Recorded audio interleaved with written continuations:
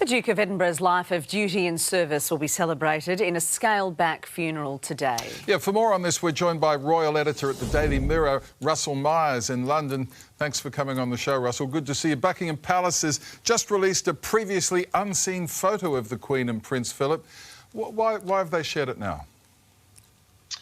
Well, good morning, guys. Well, I think generally because it's just a lovely photograph and the Queen chose it from her personal collection. We know that the Countess of Wessex took the snap herself back in 2003, in fact. And it was at one of their favourite places on the Balmoral estate. It was by Loch Mick that the Queen and Duke of Edinburgh had many, many happy occasions. So I think just a wonderful tribute to a great man who no doubt the family are coming together and united in their grief for tomorrow. Yeah, it is such a beautiful, happy photograph, isn't it? Now, the order of service has just been made public. Do you know if we're going to hear from any members of the royal family during this funeral service? No, we're not, unfortunately, and I think that that may be a surprise to some. However, it's not really part of the course for royal funerals. They don't tend to do eulogies. They did indeed have an exception for when Charles Spencer wanted to do a reading and a eulogy for his sister, Princess Diana. But it's certainly a lot of flavour from the Duke. He certainly has chosen 4 hymns that will be completely rousing. I think that they will be stirring emotion, certainly references to his naval career. Action stations from the buglers will be playing, which is a call to arms for people to man their battle stations, which is normally on a naval ship. So plenty of references to a life well served and references to his service as well. Yeah, Prince Philip was by the Queen's side for 73 years, as we know, and now Her Majesty will be sitting alone at her husband's funeral due to social distancing. Just how do we imagine the royal family, the rest of the royal family, will be supporting the Queen, Russell? Well, it's very sad, isn't it? But, you know, a lot of people have had to go through the same thing this year. You know, there's been 140,000 deaths in the UK, many, many more throughout the world. And certainly the Queen is just keeping calm and carrying on. But definitely the family are doing all they can to support her. Everyone will have to be socially distanced. Everyone will be in masks in the congregation, which will only number 30. And I just understand that the Queen is telling everyone that let's make it a good occasion. Let's see the Duke off in style, and indeed I think wants everybody to be united in his memory tomorrow. But once that is done, it'll be very much to try and get on with the business of monarchy and certainly be uniting the country once more. That will be a stirring image of the Queen sitting alone, that's for sure. Now, despite the Duke's long-standing devotion to the armed services, the Queen has banned military uniforms at his funeral. Are you surprised by this? Well, there's been lots of controversy, hasn't there? A lot of people have been talking about whether Harry would be able to wear his military uniform. Obviously, he was stripped of his ceremonial positions because of his stepping away from the royal family. And then there were rumours that Prince Andrew was getting himself his tailors to fit him up for an admiral's uniform. That I think at its base, this was a distraction from what is at hand. And again, that is coming from the Queen saying that there should only be one thing on people's minds, and that is to commemorate the Duke of Edinburgh. So she decided that people should be in sort of mourning suits, and everyone is on the same par then, aren't they? And I think when we see it tomorrow, it's going to be some event that the Duke had in his hand in, and fingers crossed it just goes all to plan.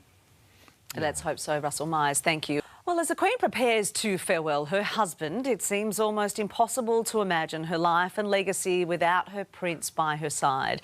But when rumours of an engagement between a young heiress and Philip of Greece first emerged in gossip columns in 1946, they had gossip columns back then, sure, Britain's leading newspapers questioned the match. Yeah, it was a year after the war, wasn't it? It was a time when allegiances were of the utmost importance and any union with foreign powers came under deep scrutiny. But if it weren't for one royal, the love story might never have happened. And here to tell us, we are now joined by historian Dr. Ed Owens. Dr. Owens, thank you very much for joining us this morning. First up, can you explain to us why Philip's background was so controversial from the outset? Sure. So it was all about timing. The Second World War has just come to an end. Philip, as we know, had fought on the side of the British. But the British public don't know that, and they don't really know him when it's first rumoured that there is an engagement that's taken place. Instead, they see Philip first and foremost as a foreigner, as a Greek import. Now, after the Second World War, Greece has descended into civil war. There were two factions, royalists and communists.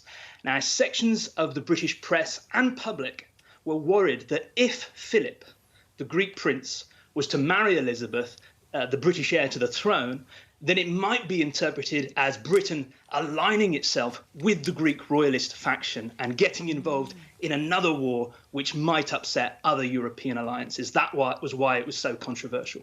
Yeah, OK. Lord Mountbatten can be credited for encouraging the romance. He was Philip's uncle, but also related to the Queen. The family tree gets kind of complicated. It's complex. It is a complicated family tree. You're absolutely right. He was Philip's uncle. Lord Mountbatten and Princess Alice, Philip's mother, were brother and sister. But Lord Mountbatten was also a second cousin, once removed, to Princess Elizabeth, the bride-to-be as well. So a complicated, sort of interconnected family. They can all sort of trace their heritage back to the great queen of the 19th century, Queen Victoria. OK, so with all that in mind, how was the public's perception of Philip changed over time? Well, Mountbatten was key to this because of these sort of initial concerns that Mountbatten had about Philip being accepted by the British press and public. He basically organised a series of secretive meetings with the leading newspaper editors and journalists in Britain. And in these meetings, he stressed to the editors and the journalists in question that Philip, his nephew, was British in all but name, that he'd grown up and schooled in Britain, that he'd fought on the side of the British in the Royal Navy during the war, that he had a good British earthy sense of humour, all of these sort of these key traits. And the British journalists and the news editors, they consume this story. They present that story, that version of events, to the British public, who lap it up. And suddenly we have Greek Prince Philip transformed into British Prince Philip, and he comes across as a very, very likeable guy. And the German surname Battenberg becomes Mountbatten, right? Yeah, that's right. So the name Battenberg was changed in 1917, right at the time that the British royal family changed their name to Windsor from Saxe-Coburg and Gotha. So all of these sort of the British royal family, but also their German cousins who were living in Britain and to all intents and purposes were British, basically tried to distance themselves from Germany in 1917 because, of course, Britain was at war with Germany in 1917. So Lord Louis of Battenberg, Lord Louis Mountbatten's father, changes the family name to Mountbatten, and it is the name that Prince Philip will take when he becomes a naturalised British citizen in 1947. Wow, fascinating stuff, isn't it? Yeah, absolutely. Lord Mountbatten, we have a lot to thank for. Thank you very much, Dr. Thank you, Ed sir. Owens. Always good to see you.